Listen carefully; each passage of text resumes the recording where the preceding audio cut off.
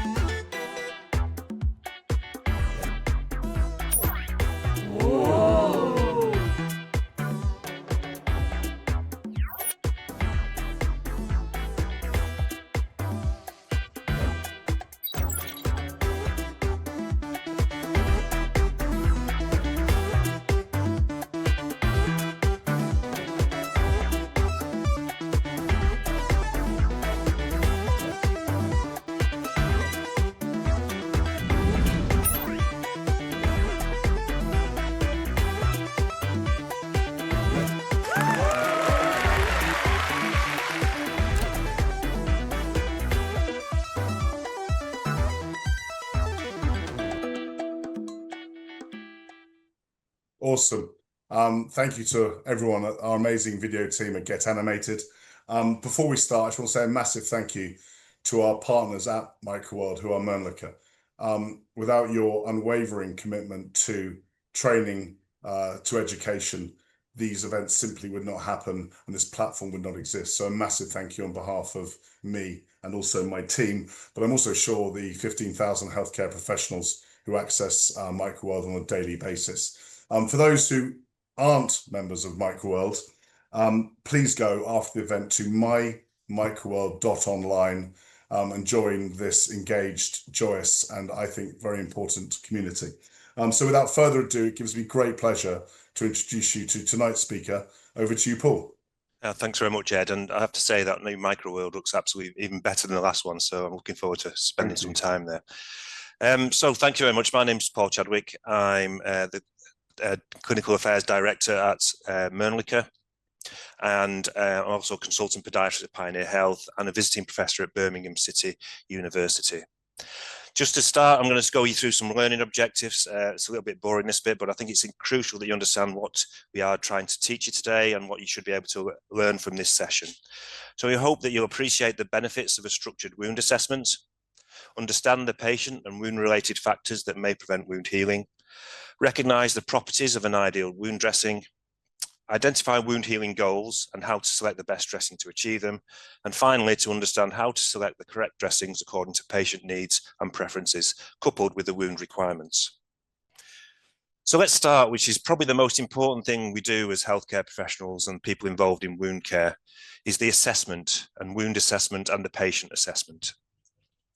So when we think about wound assessment, it enables us and guide decision-making and assist in initially identifying the correct etiology of the wound. Is this a venous leg ulcer? Is this an arterial leg ulcer? Is it a mixed ulcer? Is it a pressure ulcer? Is it a diabetic foot ulcer? What kind of diabetic foot ulcer? Is it a neuropathic ulcer, a neuroischemic, or a purely ischemic wound? It enables us to set a baseline for progress. So it sets that process where we've started the treatments of that patient and enables us to look back over a period of time of any improvement or delays in wound healing. Can identify and highlight any barriers to healing. So if there's a nidus for infection in there, if there's a physical barrier to wound healing, if there's an overproduction of exudates, all these things that might identify barriers to healing. That assessment enables us to inform the wound management choices under the overall care plan. We were just focusing a lot today on the dressings, but remember that's part of an overall treatment plan for wound healing. And establishing whether the wound is progressing in a satisfactory manner, and that's back to the setting that baseline. We can see the progress over the 1 week, 2 weeks, 4 weeks, and ensuring that the wound is progressing and is in a healing trajectory. So there are various wound management frameworks, and it's really quite useful to do this to enable you to use a systematic approach and to help to ensure all factors are considered, and it can help address concerns over inadequate or inconsistent wound assessments. And we know this is a big problem, and I know this can vary from clinic to clinic and even practitioner to practitioner. So talking the same language and using the same assessment tool enables you to find consistency, and that reduces that variation in the delivery of wound management. So my good friend, Professor Keith Harding, always talks about the use of Heidi and how he's lost Heidi and found Heidi, and he's got a good friend called Heidi.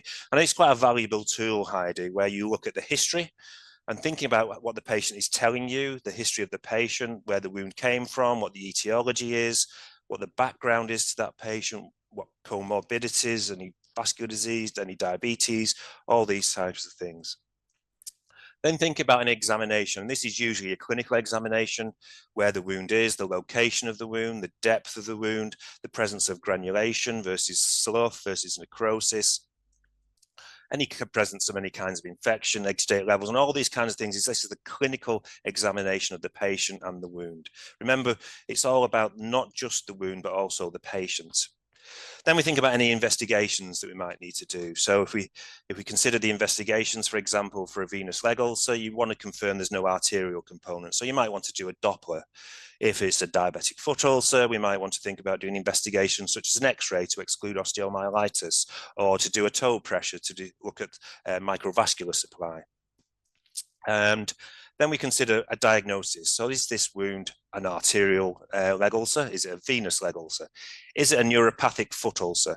So using all the things that we've got together, we're pulling all the information we've got from both our examination and from our investigations, we could make a diagnosis. This is a neuropathic foot ulcer with a moderate infection, which requires the following treatment plan. And that's where the I in Heidi comes in, when we think about the implementation of a treatment plan that can be shared both with the patient and with any carers who might be involved in the care of that patient. There are others we can use, for example, CASE, which is similar in terms of its cause or etiology. It's the assessment as the A, and it's select the appropriate treatment and then evaluate. So that's a shorter one. I much prefer Heidi. And then we've got tools such as MOIST or TIME, which has been around for some time, which can help guide wound management decision making. And MOIST, as we know, is Moisture balance, oxygenation levels, infection presence or not, support systems, which might be things like additional supportive strategies. So maybe the use of modulating dressings. I often use S as a supporting strategy for the introduction of things like offloading or for the use of compression, because it's an important component of the wound management process. And T is your tissue management. And again, time is tissue management, infection, moisture balance, and epithelialization or edges.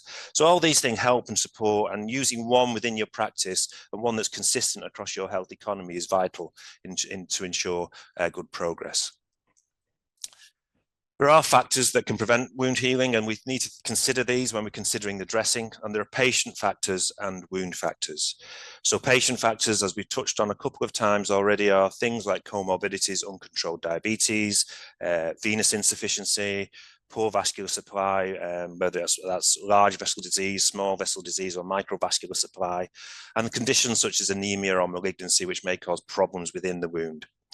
Age, extremes of age, so neonates, babies, and then extremes of age and severe end of life people can have a significant impact in terms of response to wounds. Poor nutrition. And remember, so just because somebody looks well nourished, they may be large, they may even be obese, but they may actually be undernourished. They may not get in the right vitamins, such as C and B and D and zinc and other things that are required to enable wound healing. Obesity, again, can mask poor nutrition, but can also cause problems such as diabetes. Medication, the use of concomitant medications such as steroids in things like rheumatoid arthritis, in vasculitis, and all these kind of things to reduce and immunosuppress the patient can then cause problems in the natural response to wound healing. So you don't get that natural healing cascade. Immobility is an important factor in terms of development of pressure ulceration, but also in terms of potential the loss of the calf pump in venous disease. And all these things also play a part as a patient factor. Things that are often overlooked are psychosocial factors such as stress, depression, poor mental health, dementia, and a lack of social support. These are all barriers and create isolation and create that lack of engagement in patients within their own wounds. And lifestyle choices that a lot of people have, so smoking, we know, causes arterial disease, it causes peripheral vasoconstriction, and drug and alcohol abuse change people's behaviors and change people's responses to medical interactions. Wound factors that we have to consider is the presence of devitalized tissue within the wound bed. So if you've got some necrosis in there, it can act as a physical barrier to wound healing. It can also be a nidus for infection and cause other problems in terms of odor. Edema in the surrounding tissue can cause compression of the surrounding blood vessels and reduce blood flow there. A high volume of exudate can damage the wound and the peri-wound, creating excoriation and maceration. And that presence of infection and or biofilm, that covert versus overt infection, which I'll talk about in a little bit more detail, but you know, that increase in bioburden delays wound healing and slows down the progression. A large wound will sometimes take longer to heal in terms of, if you get a large diabetic foot ulcer that's shallow, these can heal quite rapidly. But what's often more important is the depth of the wound. If you've got a deep wound where there's bone or tendon exposed or visible, or if there's an abscess or deep tissue collection, these can often cause more problems in terms of the depth, because you've got to fill, remember, wounds heal from the base and then across. So they're like little, so you've got to heal up. So the depth of the wound is really crucial. And obviously the wound location can play a part. If you've got a wound that's on a pressure area or is a difficult to dress area, this can also often delay wound healing as well. So when we're thinking about and have done our comprehensive HIDE, it's possible to plan goals. And I always think it's one of the things I've always taught whenever I've lectured around assessing patients is set yourself goals for what you want to try to do in the next week or the next 2 weeks.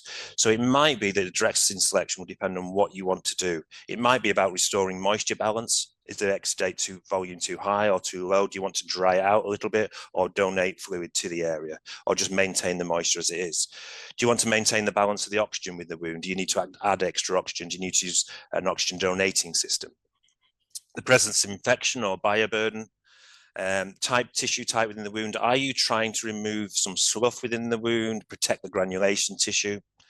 And importantly, it needs to be acceptable to the patient. So you need to think about atraumatic removal and these kinds of things, and conformability, which make it ensure that the patient is happy with that and is involved in that decision making around the use of what dressing you're going to choose. And provided, and we're going to talk about supportive self-management, but it's crucial in the modern healthcare systems that we think about how patients can be more involved in their own care, how we can get them engaged and how we can activate them so that we can engage them and we get much better outcome if we optimize patients' activation. Properties of an ideal dressing.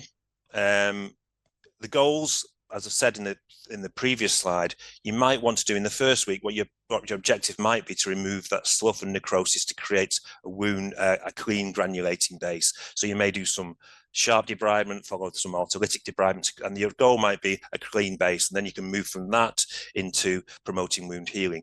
It might be to protect healthy granulation tissue. It might be that you just need something that's really there to get the wound on to finally epithelialize.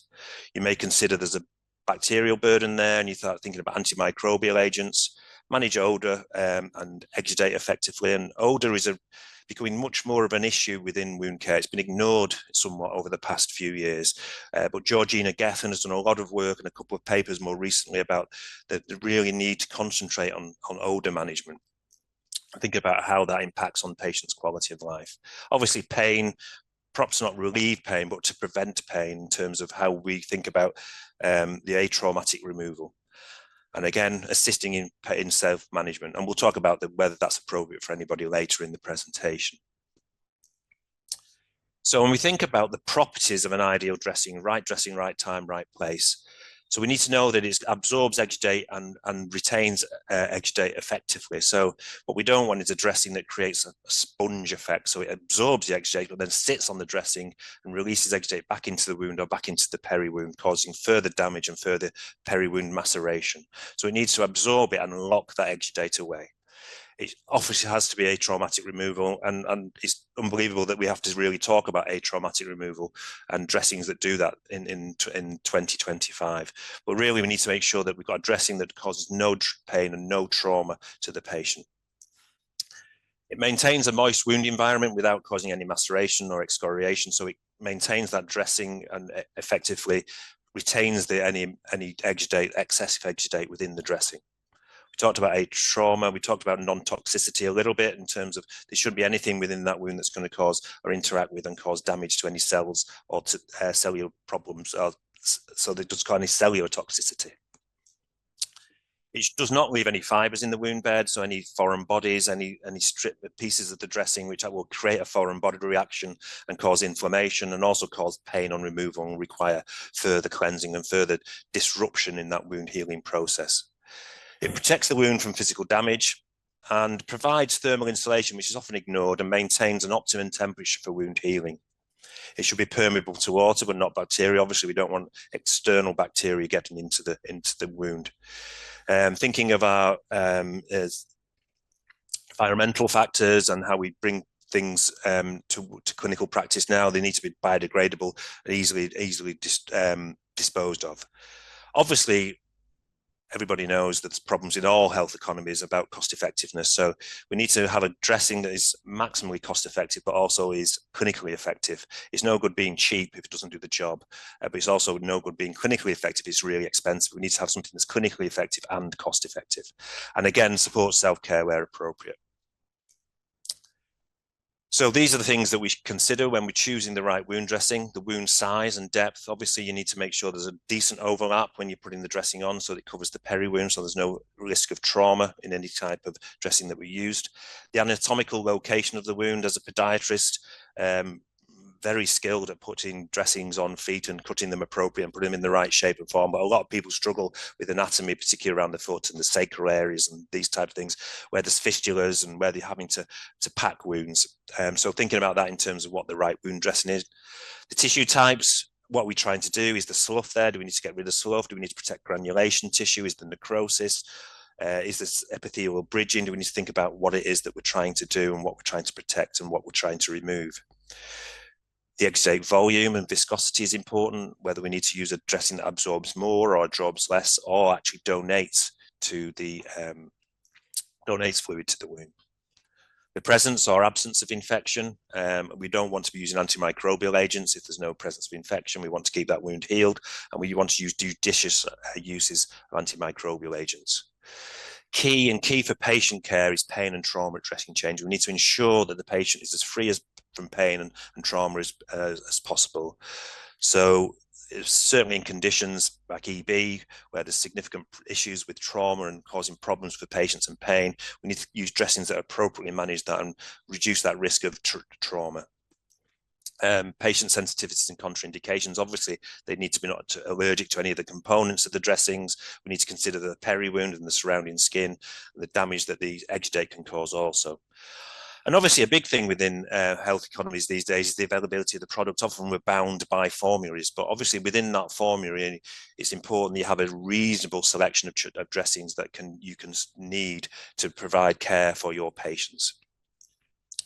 We need to consider the patient's choice and lifestyle. I talked a little about patient activation, but if you want to keep people, there is a difference between somebody who's active, who wants to continue to work, who needs to wear a dressing underneath, maybe needs a cast or a shoe or under a compression, or all these things and all the things that patients want to do needs to be considered when you're considering the dressing that you're going to choose. And obviously, again, thinking about cost effectiveness.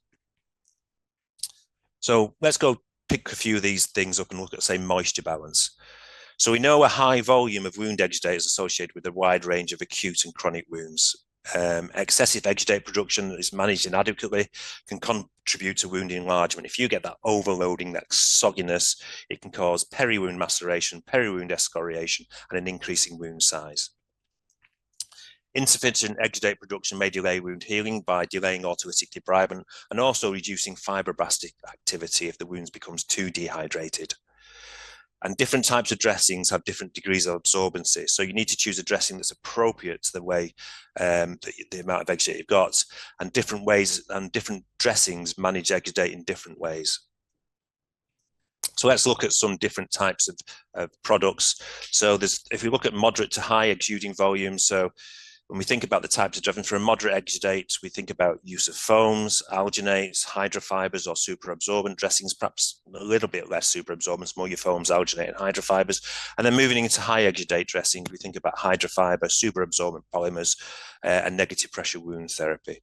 And some little practice points here: foam dressings are made from a variety of different materials, such as polyurethane or silicone, and they can vary widely. One foam, so if you go to some procurement, they'll tell you that a foam's a foam, but foams vary widely in their ability to manage exudate. So really choose a dressing that's appropriate and manages the amount of exudate that's required from your particular wound. Gel forming dressings or alginates and carbomethyl cellulose, I nearly didn't say it correctly, they're so hydrofibers, absorb exudate to form a gel. So they create that gel within the wound, which aid with autolytic debridement and also enables us to manage exudate effectively. Certain alginates also promote hemostasis, which is useful, particularly in the podiatric world, where maybe you've done some debridement and there is an increased risk of bleeding when the patient steps on the foot. Hydrofibers dressings lock bacteria and exudate within the dressing, reducing lateral spread and preventing maceration. So you don't want that exudate to be coming out of the wound and then going back in and getting that splat factor where it spreads across the area, particularly in the foot. Some superabsorbent dressings contain polyacrylate polymers, which are highly absorbent, which really act as a focus and a pull of that exudate into the dressing.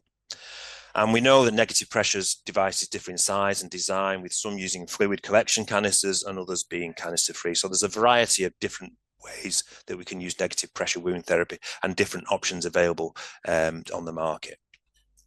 Hydrogels available, and these are really using to donate fluid to a wound. So they work as a gel or in a sheet form. Some sheet forms have demonstrated ability to reduce wound pain. I've not seen evidence of that myself clinically, but I think it's been described in the literature. And some hydrogel preparations contain antimicrobials such as PHMB. And I mentioned it briefly before. So if you're using something like a hydrogel gel and you actually apply it directly to a wound, particularly when it's on a foot wound, you need to be clear that you're not going to create that splat. So you inject the gel into the wound, you put the foot down, and it creates a splat factor. So really think about your use of hydrogels on the foot, particularly on the plantar aspect. Hydrocolloids create an occlusive environment that promotes wound a moist wound environment, and as a consequence, autolytic debridement. They're not suitable for wounds that are infected due to potential for bacterial proliferation. That is another word that I always struggle to say. So I did very well for me in an inclusive environment. And think about if you're in an inclusive environment, you create an anaerobic environment, and that may proliferate anaerobic bacteria. So if you've got infections, you really need to be clear that you shouldn't be really using hydrocolloids. Hydrocolloids are designed to be in place for 4, 5, 6 days. And if you've got an infection, you don't want to be leaving that in place for that amount of time as well. And on removal, regardless of infection or not, they do create a slide toe dish, so you should warn your patients around that. Semi-permeable films, and I'll give you my biggest weakness in dressings here is I always get semi-permeable film stuck to my gloves, and I always end up in a bigger mess than perhaps I should be. So I usually end up somebody else to put my film dressings on. But they have got a lot of value, and they allow visualization of the wound. So you're trying to check the wound on a regular basis. And you can put an island in them sometimes to help it. They've got an island within, which helps absorb minimal edge date. They require careful removal as they can cause skin stripping, particularly if they're used on fragile skin. Thinking about infection or biofilm in the wound, and this, I was involved with the International Wound Infection Institute many moons ago, around 2018, 2017.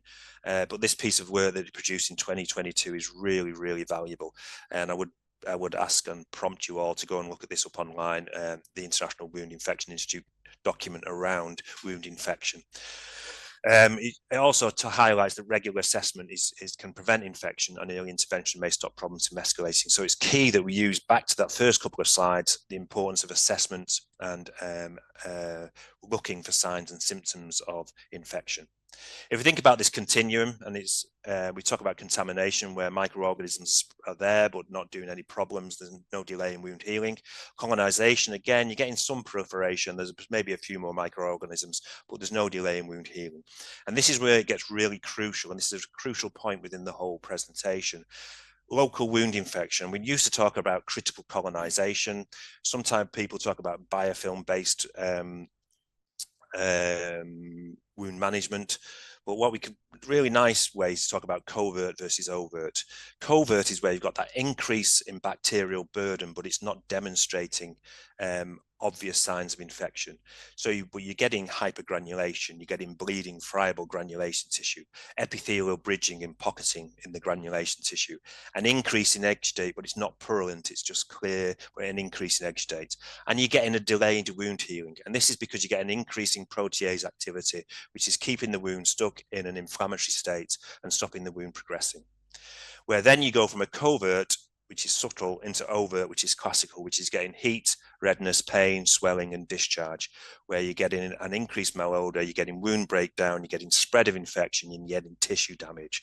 So that subtle difference, they're both caused by an increase in bacteria. One's where you're getting subtle changes, which is delaying wound healing, and one which is starting to develop and continuing in breaking down wound tissue.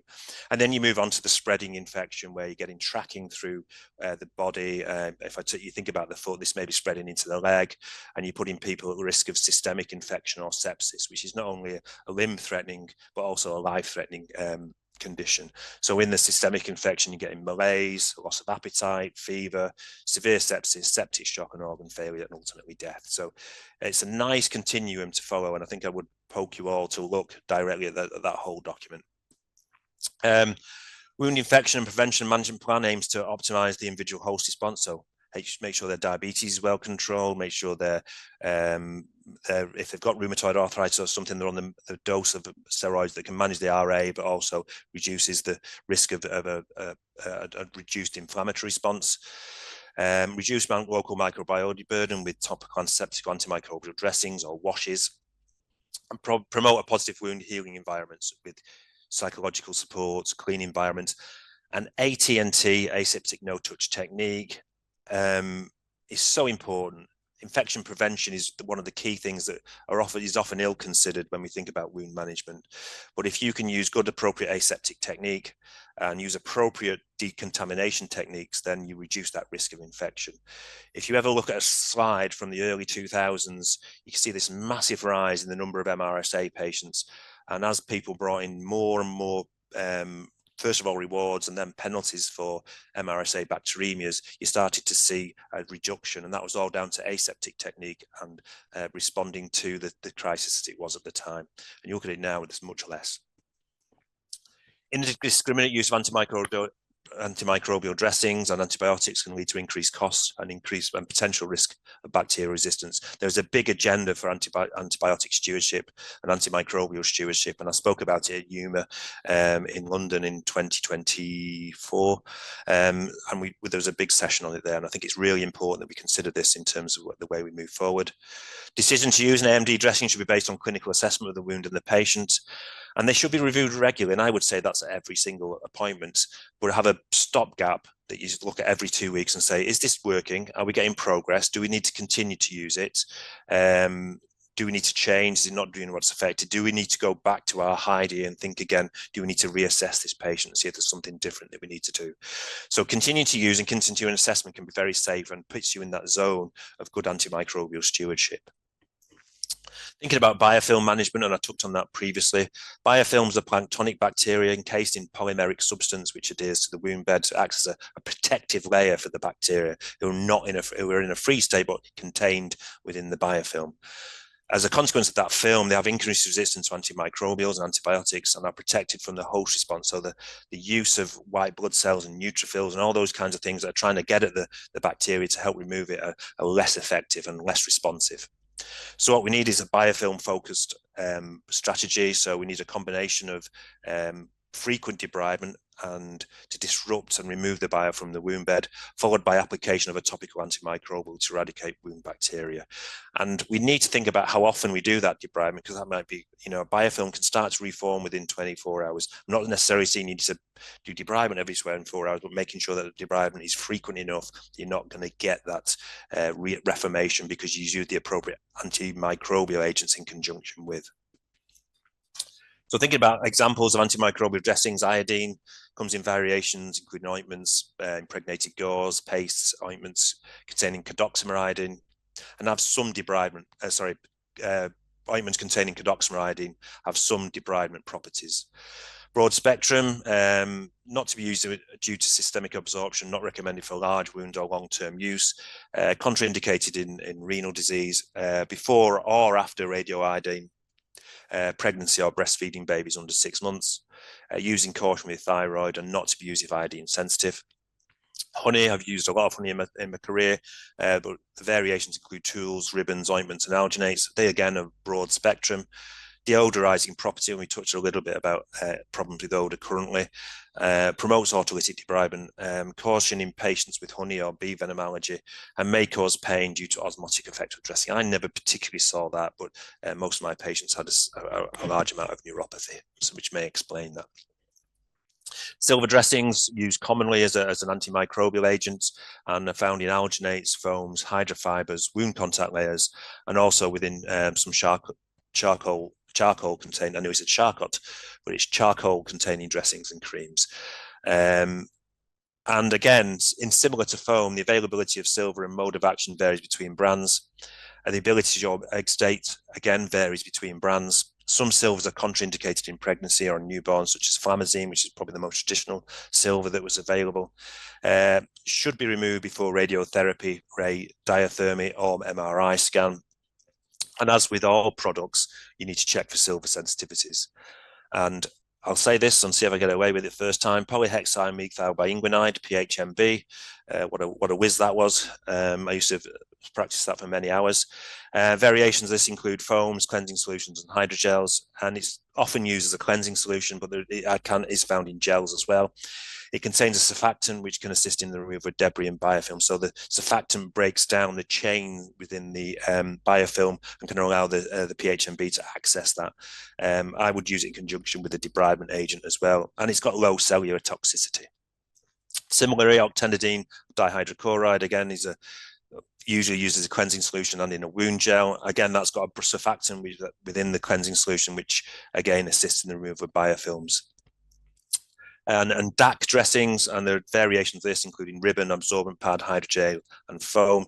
And they bind the bacteria and into the dressing, so they remove the bacteria from the dressing and bind it in, rather than actually donating something to the wound like an iodine or a silver. They pull the bacteria out of the wound.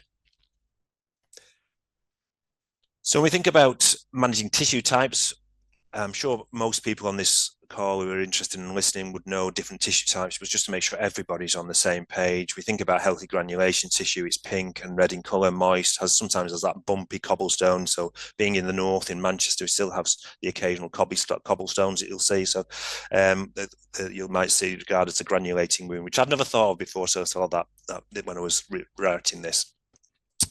We think about slough, and it's yellow, tan, or brown in colour. It can be soft, wet, dry, stringy, or sticky. And there's nothing worse than getting your scalpel in and getting that stringy slough, which is really difficult to remove. And then you've got necrosis, which is black, tan, brown in colour. And it's often dry and leathery and can be firm or soft, depending on the amount of exudate and the consistency and the amount of ischemia. The presence of devitalized tissue can result in malodor, which we've touched on a number of times now, increase the volume of exudate, increase the risk of inflammation, so sets that wound into a chronic inflammatory state, and obviously acts as a nidus for infection. If you've got a group of dead skin there, dead cells, it can form a focus for infection, and acts as a physical barrier to healing. It physically blocks the migration of cells, and as a consequence, it causes a reduced quality of life. Thinking about debridement, as a podiatrist, our first port of call is always really to do sharp debridement, and it does has its value. But there are dressings that can support debridement as well, using autolytic debridement, hydrogels, hydrocolloids, hydroresponse, and honey-based dressings. The caution here is that not all wounds will be suitable for autolytic debridement. Dry necrotic wounds on feet particularly. So if you've got a dry gangrene, a distal apex of a toe, for example, the idea of that is protect the area where it's auto-amputating. So you keep it dry. You don't want it to become wet where it can start to spread and the gangrene spread. So don't donate fluid to those areas. Allow them to auto-amputate. So what this autolytic debridement basically is it uses the bone's own enzymes and moisture, making it gentle and selective for devitalized tissue. It's painless and non-invasive compared to other methods, helps maintain that moist wound environment, easy to perform, and can be managed in various care settings. But I will say, just because it's easy to perform, it doesn't necessarily need to be done. If the patient's in front of you, then the only debridement method you can do is autolytic debridement, but you feel the patient needs more debridement, then refer the patient on to somebody who can do different methods of debridement, whether that's sharp debridement or larval debridement or another method. Don't just continue on autolytic debridement because that's the only thing that you can do within your skill set. Think about the patient and think about what they need when thinking about what is the most appropriate method for debridement. It's not suitable for infected or heavily exuding wounds. May increase risk of infection if necrotic tissue remains too long, and requires frequent monitoring to assess wound progress. Touched on larval debridement. Effectively removes necrotic tissue through selective enzymatic debridement. Maggots work by extracorporeal digestion. So basically they secrete enzymes, which breaks down the wound, which they then ingest. So they're not actually munching away at the thing. They're actually secreting enzymes from their body. It also helps reduce bacterial load, including antibiotic resistant stains, can stimulate granulation tissue formation and promote wound healing. Some people find the idea of sensation of maggots unpleasant or distressing. There is a little bit of the yuck factor, but the use of bags now and the less use of free range does make it a little bit more acceptable. Touched on there about containment and careful application.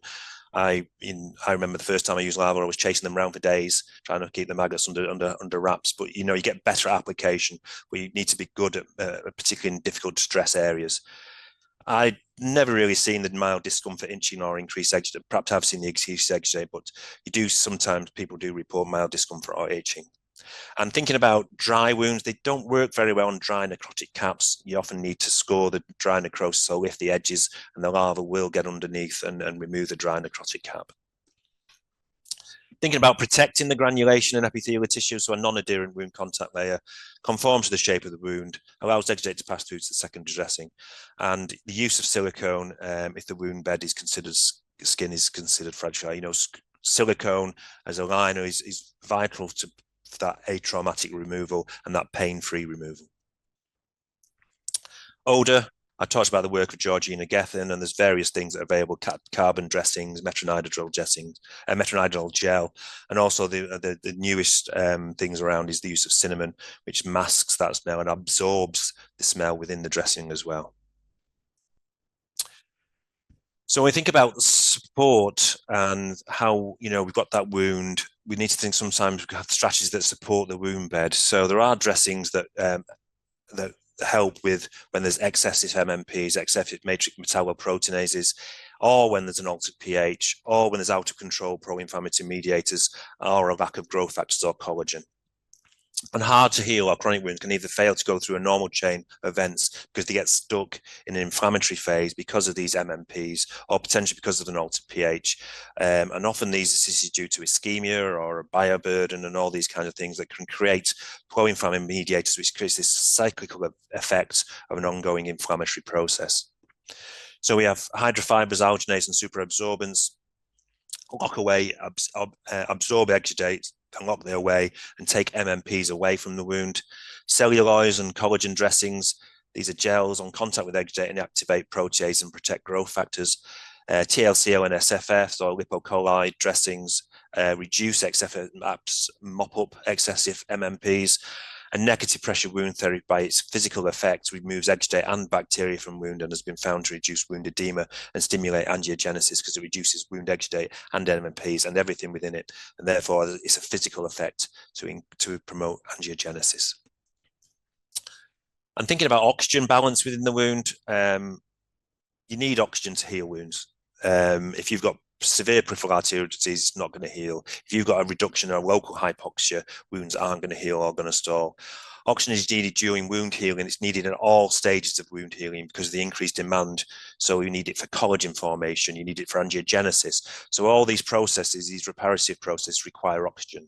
So conditions such as small or large blood vessel disease, so your peripheral arterial disease, your microvascular disease that you get within diabetes, you get retinopathy, nephropathy, and neuropathy, and the neuropathy can also impact on the microvasculature, causing arteriovenous shunting and reduction locally of an oxygen level.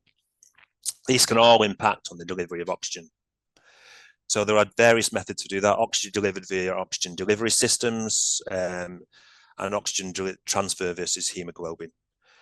Not all wounds require dressings to support oxygen balance. Wounds with a poor vascular supply should be referred on to a vascular team for revascularization where feasible. But if wounds become chronic or stalled, then consider, is there going to be enough oxygen in and around that wound?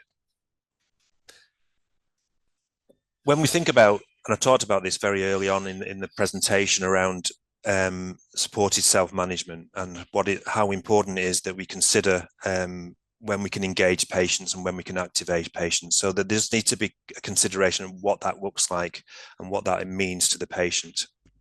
So as a clinician, we need to think about assessing the suitability of the patient and on the wound and whether that's suitable for self-care. Wounds that are hard to access or risk of rapid deterioration may require closer professional oversight. Check the capability of patients, assess the patient's understanding and ability to carry out safe dressing changes. Recognize warning signs, know when to getting them to understand it. Is it more red? Is it more swollen? Are there changes in the wound that they need to understand? And getting the patient to understand what those warning signs look like. And importantly, know when to seek help, give them easy access to professional support. And again, bearing in mind that patients' capacity may change over time. So a continual review of the patient's understanding and ability is key. And don't just tell them once and then leave them alone because there will be problems. Educate and support, provide clear training, written guidance, and ongoing access to advice. And check with your patients. Ask them to feed back the messages that you've given them. What do I do? What would you do in this situation? What would you do in that situation? What does this mean? And check their understanding and knowledge of if you're asking them to self-support. And create a care plan that fits the patient's goals and daily routine. Often self-care will be much less impactful on a patient's life, as they can manage within that and do the dressings when it's appropriate for them. And so this is really the key bit about activating patient and getting them more involved. You can support the patient in a much improved way if you work with them. Monitor the pros, don't just leave them on their own. Make sure that you have regular check-ins. And again, remember the patient needs to be able to access you if they develop any problems. To go through regular reassessment is essential within an appropriate time frame. Reassessment is also required if there's change in the wound environment, such as development of infection or devitalized tissue. So if you start to see change, if you start to see a deterioration or a stalling, you need to think about, let's go back to Heidi. Let's go back to the beginning and think about what's happening now. What do I do? What do I need to change? And also, if there's resolution of infection, if things are improving, you don't need to sit with the same dressing all the way through. Your dressing should be changed for the goals of what you're trying to achieve at that particular moment in that wound healing trajectory. So you may start with a super absorbent, go to a foam, and then go to a dressing that just protects, a non-adherent dressing. Wounds can change over time, and dressing choices should be adjusted based on improvement or deterioration. So to conclude, a holistic patient assessment will assist in diagnosis and identify possible barriers to healing. Use a structured decision tool to plan care and guide appropriate dressing selection, such as moist or thyme or Heidi. So making sure that you maybe use Heidi in conjunction with something like moist. Ensure the dressing properties match the healing goals. Set your goals, set the standard of what you want to achieve. So is it moisture balance? Is it infection prevention or management? Is it debridement or is it protection? Take into account the patient's comfort, allergies and lifestyle, their mobility, their workload, their ability, what their shoes they may have to wear. You may need to wear steel toe cap, protective footwear. All these kinds of things need to be considered. And review and reassess dressing's effectiveness regularly as the wound condition changes. I'd like to thank you very much. And as they say on Match of the Day, I'd like to go back to Ed in the studio. Paul, thank you. That was amazing. And also thank you to our audience. We've got hundreds of comments, loads of questions. So Paul, with your approval, do you mind if we quickly crack on and try and do a few of these questions? Absolutely. Before we finish the event, because I'm quite keen to honor our agreement with people who are at home and get them on with their evenings. So question number one, what dressing would you recommend for skin tears in extremely vulnerable skin? I think it's going back to the assessment and the Heidi approach. So taking history and all those kind of things and thinking about what it is that you're trying to achieve. Obviously, healing of the skin tear and protection of the surrounding skin in this particular case would be the goal. So thinking very much about something that's atraumatic, pain-free removal, and something that's going to heal the wound and keep the wound protected, but also really the key thing would be that atraumatic removal, so we don't cause any further damage with the skin tear. And obviously the assessment of the limb, what's caused the skin tear, is there some edema present? Do we need to think about using some concomitant compression or something else? So really the key thing is the assessment, which drives the goal, which drives the dressing choice. Brilliant, thank you. Question two, what do you suggest as a dressing for overgranulation? Probably being slightly controversial, I would generally use, as a podiatrist, I would obviously work out what the cause of the overgranulation is, making sure that it wasn't anything that we need to be concerned about that was potentially caused as it was a consequence of something else, like a pyoderma or something else that was going to maybe potentially needed further investigation. But equally, I would tend to use a silver dressing. I mean, within podiatry, we did still use silver nitrate quite a lot, but not necessarily directly onto a big wound, but maybe on overgranulation tissue around an acute wound from a potential, like a nail surgery. But using something like a silver dressing, particularly something that donates a lot of silver to a wound in a rapid format, because that acts on reduction of fibroblast activity and causes it sort of damages wound healing, so it reduces the rate of wound healing, so you can reduce that overgranulation. Thank you, mate. So question three, what are your thoughts on checking every patient's renal function before application of iodine dressings? A few of my community colleagues have been informed that this is in their new pathway. That would be quite an onerous task. I think it would depend a lot on the size of the wound and a lot of how much systemic absorption you would be thinking that the patient would be taking in, and probably the type of iodine that you would be using. So all these things would be considered.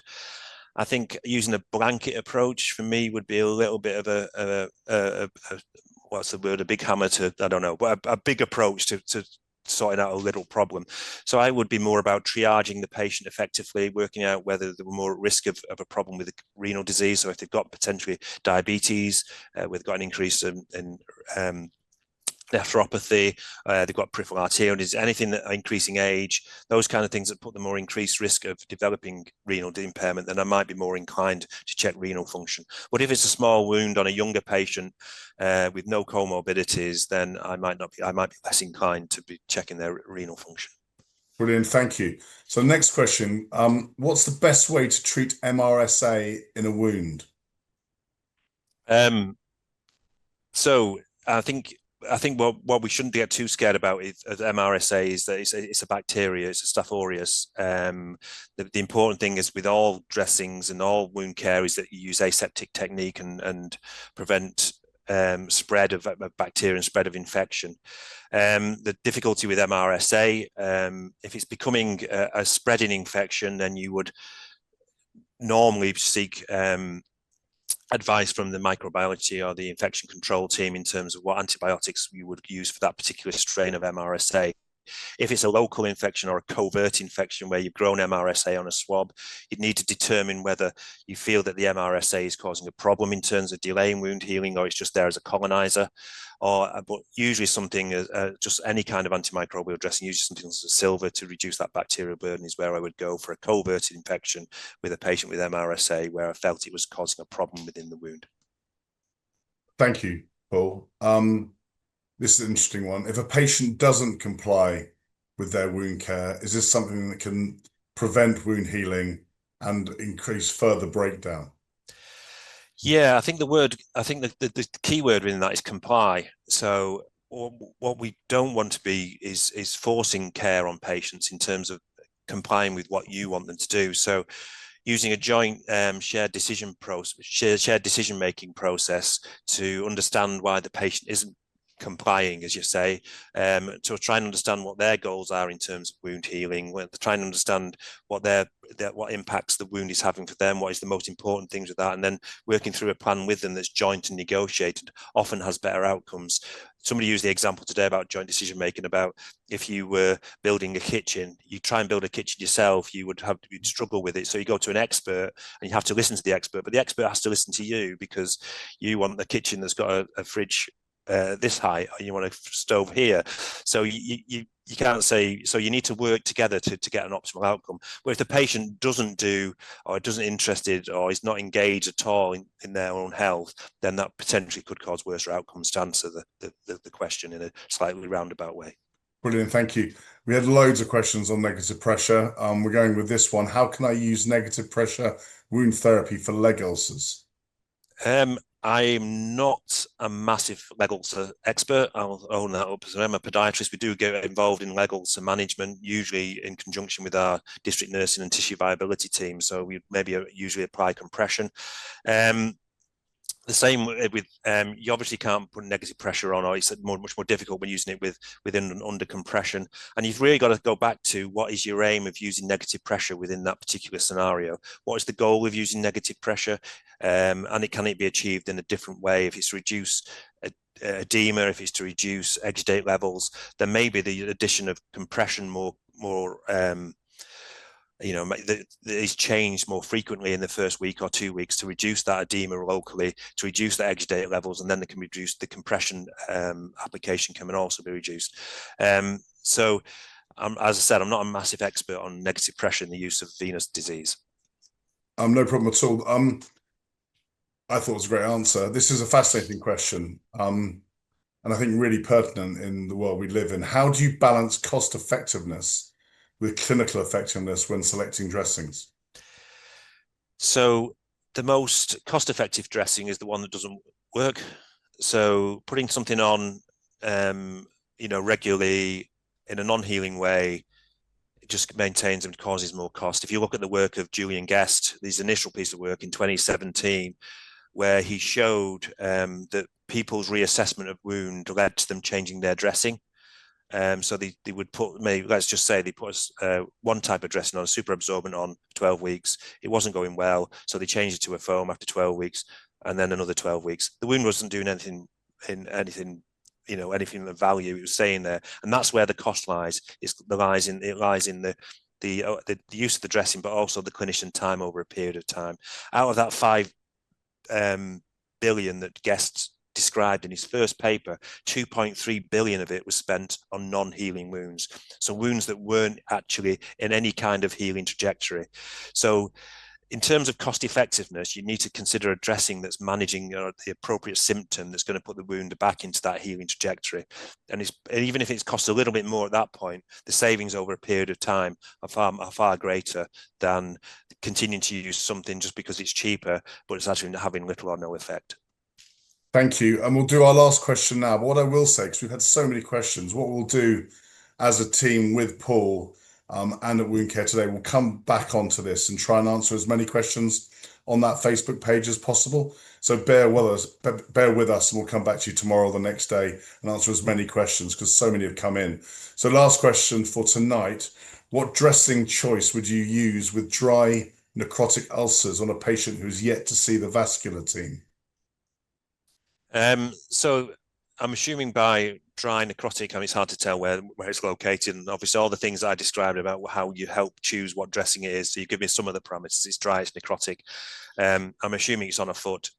If it's a digit, my focus would be on, if it's dry and necrotic, would be on protecting the area, the demarcated area between the digit and the area of necrosis if it's gangrene. And I would probably use something like an iodine product to maintain dryness there, maintain that demarked area to ensure that you don't get any spreading or redness, spreading or wetness in there. So the key area is to try and, in those kinds of wounds, is to prevent deterioration and prevent extension of the gangrene. In other areas, it becomes a little bit more difficult, but generally, what we're trying to do is prevent further deterioration. So protection of the peri-wound, protection of the surrounding skin, and keeping the area dry until we're sure what the vascular supply is and whether we can reconstruct at that point. Brilliant, thank you. My lovely clinical team have urged me to ask one last question, if that's okay with you. That's and then fine. we'll round up with a little video and some thank yous. So the last question: does cleansing a wound with saline affect the efficacy of silver dressings? I presume this is going down some chemical route about the role of using normal saline, having sodium in it, and not NaCl, and interacting with silver to develop silver chloride. But no, I think it would be my answer. I'm not aware of any kind of problem with the use of saline and the use of silver dressings.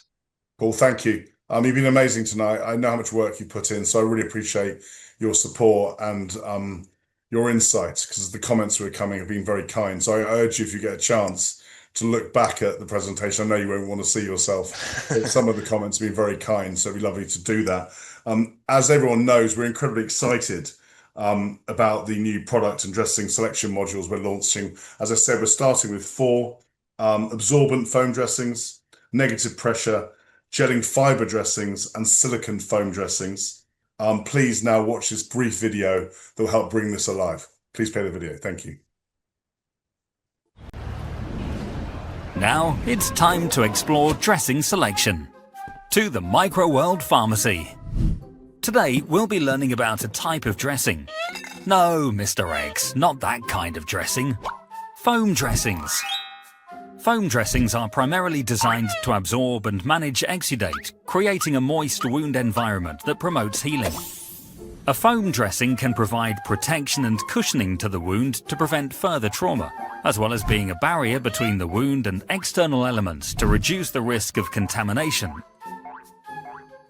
But not all foam dressings are the same. As Teach will explain, their properties vary, so always check if they're suitable for your patient's needs.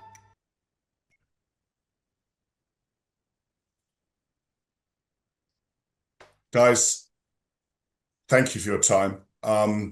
Please sign up to Microworld if you get a chance. It's free, it's brilliant. I'm slightly biased, so mymicroworld.online. But also, please give us your feedback. There's loads of tools you can do that on the site, because your feedback over the last 3 years, 4 years has helped us create the site that it is today.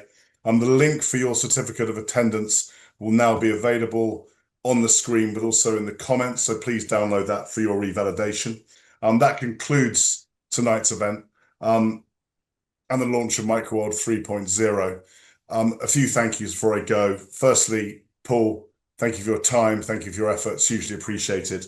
To Mölnlycke, thank you again for your trust and your friendship over the last 3 or 4 years. And we're excited about the new modules that will be coming out over the next few months.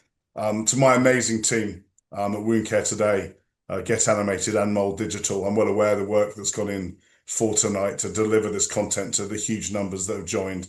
So a massive thank you from me. And finally, to you incredible people out there, your commitment, your hard work, your brilliance is completely humbling to us all.